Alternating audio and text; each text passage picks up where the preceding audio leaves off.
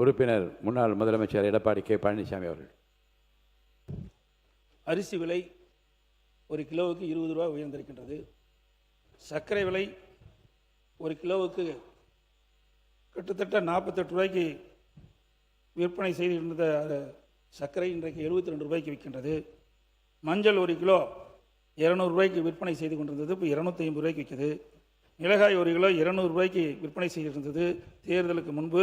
இந்த ஆட்சி வந்த பிறகு தற்போது விலை 300 ரூபாய்க்கு விற்கிது. வெல்லம் ஒரு கிலோ 55 ரூபாய்க்கு விற்றது, இப்போ 75 ரூபாய்க்கு விற்கிது. அதே போல் புளி ஒரு கிலோ 150 ரூபாய்க்கு விற்றது, இப்போ 250 ரூபாய்க்கு விற்பனை செய்கிறது. பருப்பு வகையிலும் கிட்டத்தட்ட விலை அதிகம். எண்ணெய் விலை 40% உயர்ந்திருக்குது. இதனால் ஏழை எளிய மக்கள் கடுமையாக பாதிக்கிறாங்க. இப்போ வறட்சி நிலவி கொண்டிருக்கின்றது. ஆந்திராவிலிருந்து நமக்கு அரிசி கிடைக்கும், அங்கேயும் வறட்சி இருக்கிற காரணத்தில் அங்கே வருகின்ற அரிசியுடைய வரவும் குறைஞ்சி போச்சு.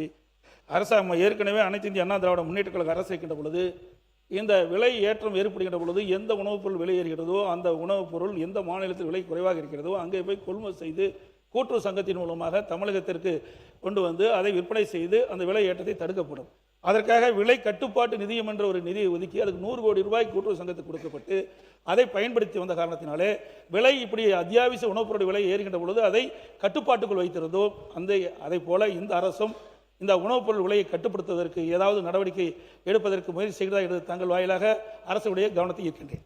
மாண்பு உறுப்பினர் முனைவர் கணேஷ்குமார் அவர்கள் சுருக்கமாக உறுப்பினர்கள் கவனத்தை ஈர்த்துட்டு பாடணும். மாண்புமிகு பேரவைத் தலைவர் அவர்களே, தமிழ்நாட்டில் இன்றைக்கு அடித்தட்டு ஏழை எளிய மக்கள் உபயோகம் செய்யக்கூடிய அந்த அன்றாடம் பயன்படுத்தக்கூடிய பொருட்களுக்கான விலைவாசி, அத்தியாவசிய பொருட்களினுடைய விலைவாசி சமீப காலமாக 30 மடங்கிலிருந்து 30% 40% வரை உயர்ந்து கொண்டிருக்கிறது. குறிப்பாக அரிசி, பருப்பு, வெங்காயம், புளி போன்றவெல்லாம் அன்றாடம் பயன்படுத்தக்கூடிய விஷயம்.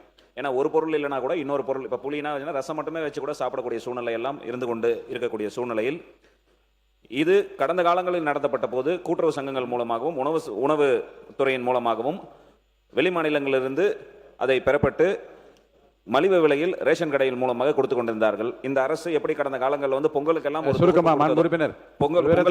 கவனத்தை ஈர்க்க விரும்புகிறேன்னு சொல்லுங்க.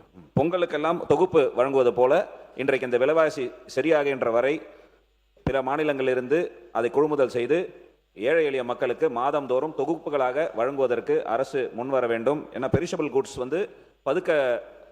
பட முடியாது. நான் பெரிஷபிள் குட்ஸ் பருப்பு எல்லாம் பதுக்குறாங்க. அதை பதுக்கக்கூடிய சூழ்நிலையும் அரசு கனிவோடு பரிசீலனை செய்து நடவடிக்கை எடுக்க வேண்டும் என்று